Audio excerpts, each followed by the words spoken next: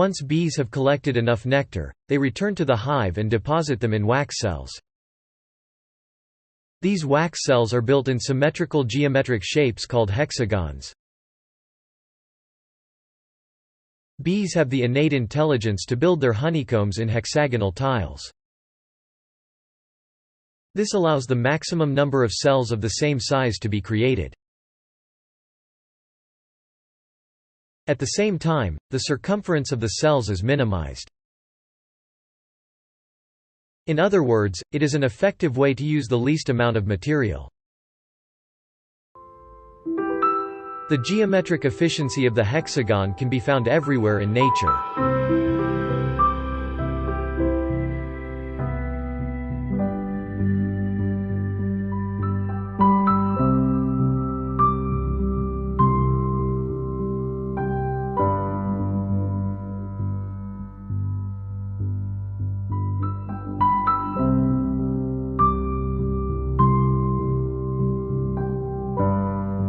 Here we see the cross-section through the stem of a flax plant.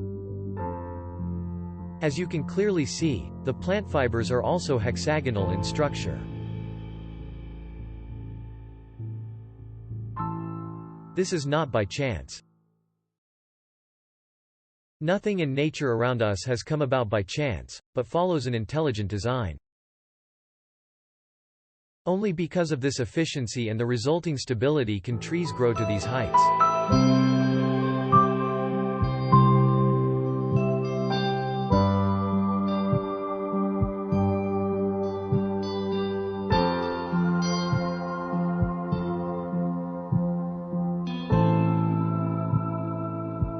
So far so good.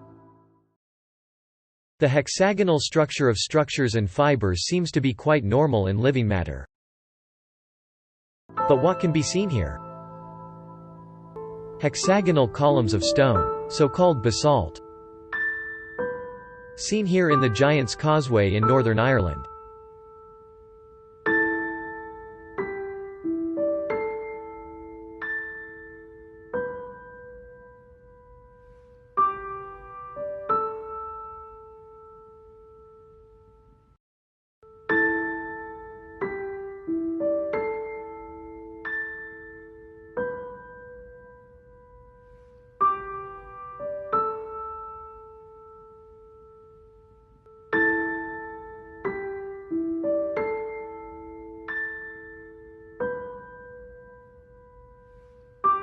But how were these hexagonal columns of stone created? Mainstream science tells us that what we see here is solidified, cooled lava. Through incomprehensible processes, these streams of glowing lava should have flowed out of the Earth's interior to solidify exactly like this.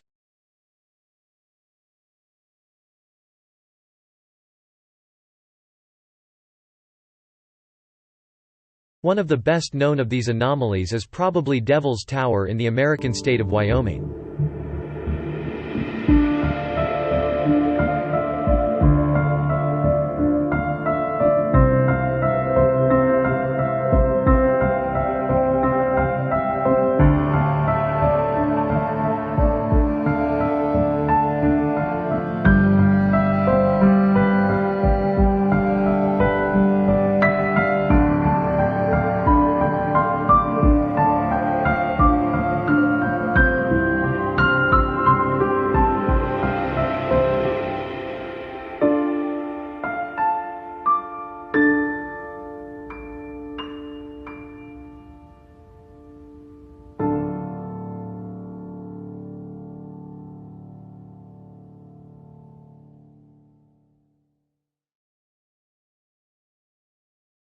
If you look closely, you can clearly see the hexagonal columns.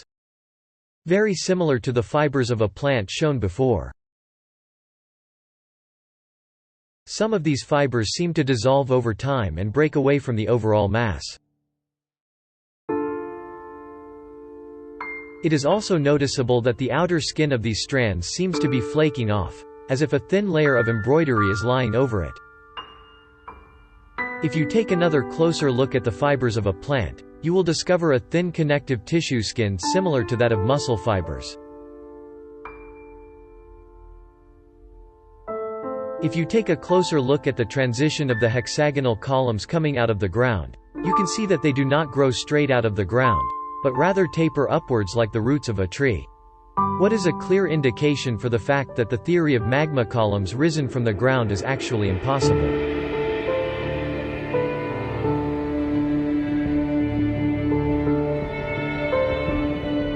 But what does that mean?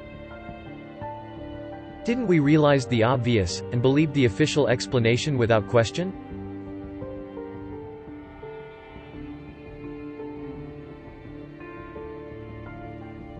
And contrary to all the obvious facts, we simply believe we have a mountain in front of us.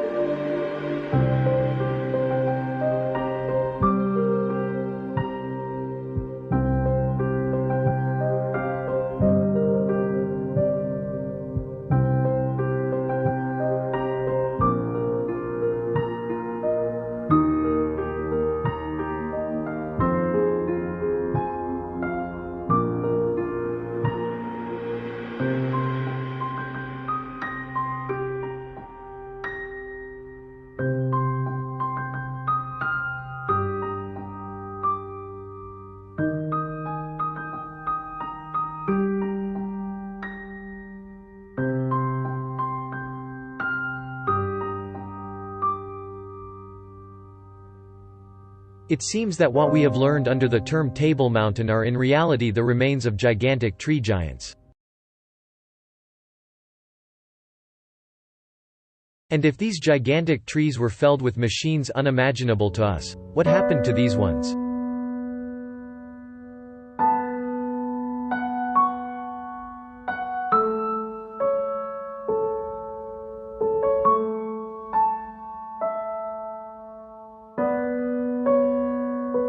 What if our whole idea about the geological structures of our world is based on completely false, made-up narratives?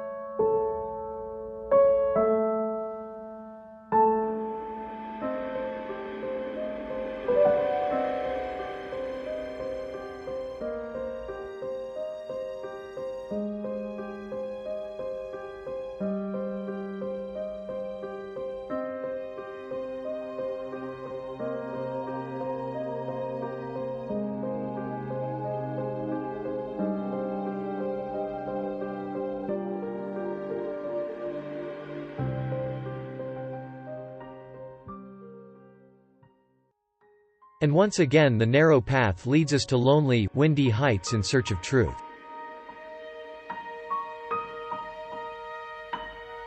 And if we now look at the stone witnesses of this world from a different angle, we have to ask ourselves what the so-called canyons and volcanoes are all about.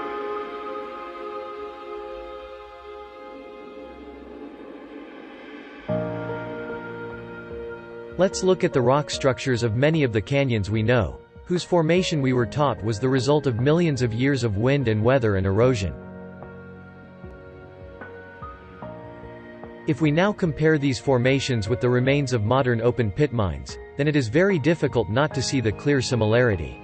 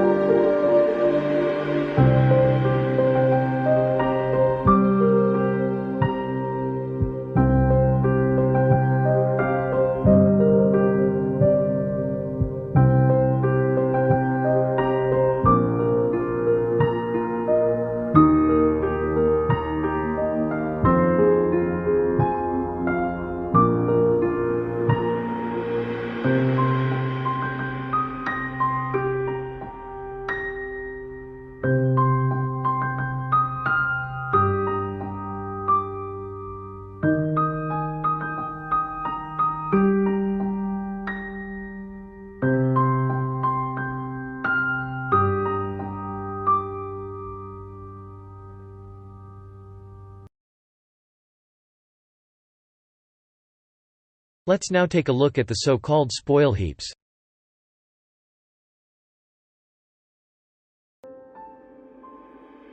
These are the heaped-up remains of the mined minerals, which pile up to cone-shaped mountains, and as here in the case of Muntii Copaci in Germany, can rise up to 300 meters.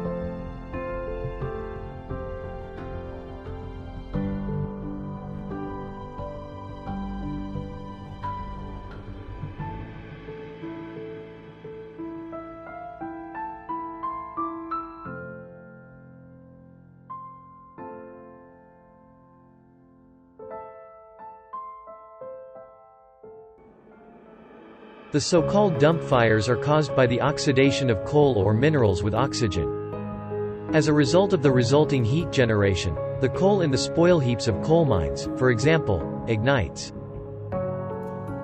The most common cause of fire is spontaneous combustion. The similarity of the burning dumps to volcanoes is immediately noticeable.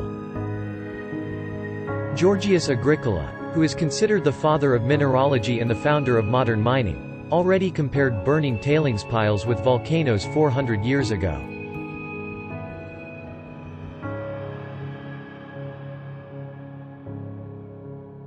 The self-igniting fires can last well over 100 years, depending on the material supply.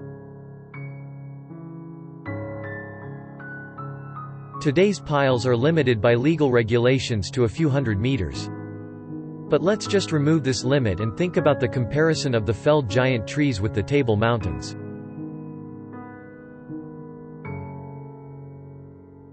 Our habitual, acquired size relations, and the obviously false narrative about our geological history, seem to cloud our clear view of the obvious facts.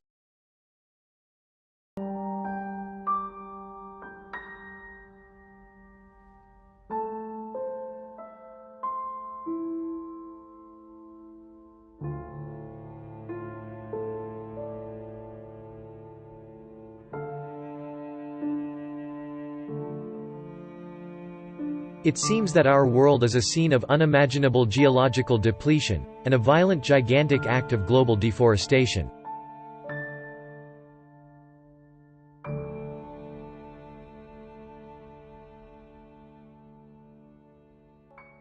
Let's take a look at this map of our oceans without water. You can clearly see the scars and trenches on the ocean floor. More than 75% of the world's volcanoes are located in the Ring of Fire, a vast area in the Pacific Ocean, the deepest ocean on Earth. It appears that this ring was formed from giant mining piles on the edge of the areas where the most mining has taken place. At that time, the oceans we know today did not exist. In the Ring of Fire is the deepest trench on Earth, the Mariana Trench. It is 2,550 kilometers long and over 10,000 meters deep.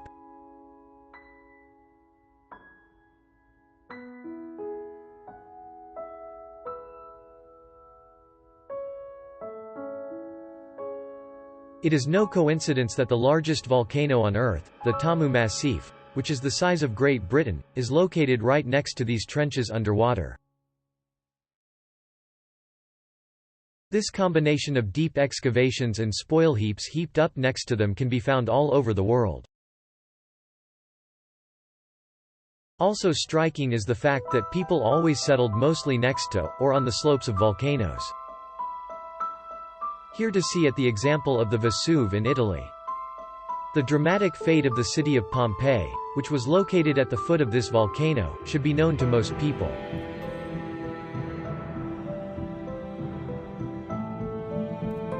Let's imagine that this was a large mining settlement, whose people worked in the mines and the spoil heaps, and had not expected that inside these huge artificial mountains huge chemical processes took place, which caused the mountain to explode at some point, and buried everything under an 8-meter-thick ash layer. Such an explosion has the explosive power of an atomic bomb. Often rainfalls follow these eruptions, which turn the ash layers into a massive mudslide, flooding the whole surrounding area. Another peculiarity of volcanoes is the strange fact that there is no real hard rock in their craters. Everything can be easily dug over with a shovel. One might expect that a mountain in which hot lava from the Earth's interior makes its way upward should be made of hard rock, such as granite. Another fact that points to the typically loose structure of waste spoil heaps.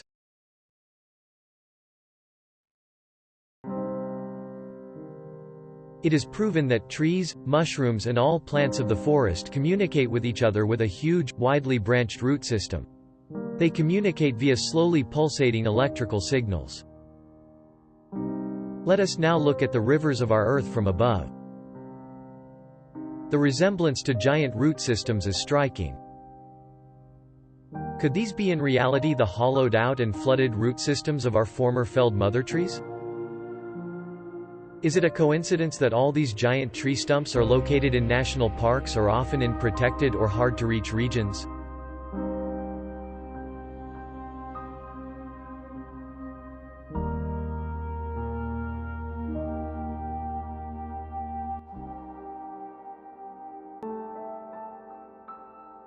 The closer you look with open eyes at the story told to us, the bigger the cracks get.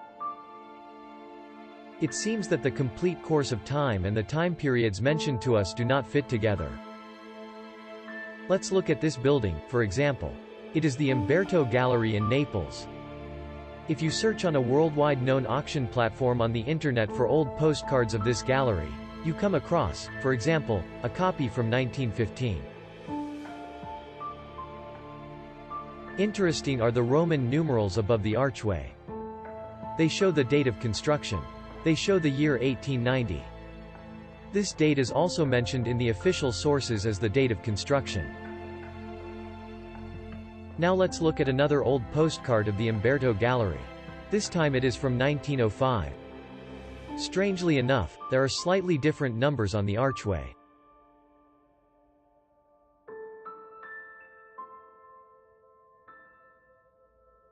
They show the year 890. It seems that between the year 1905 and the year 1915 the Roman numeral M, synonymous with 1000, was added. The question arises why at the beginning of the 19th century the date of construction of the gallery was dated to 1000 years later. More and more voices, including the Russian historian Professor Fomenko, claim that the historical timeline told to us cannot be correct. It seems that whole ages and civilizations either completely invented or greatly changed, not too long ago. We have to completely reassemble the puzzle pieces of our history.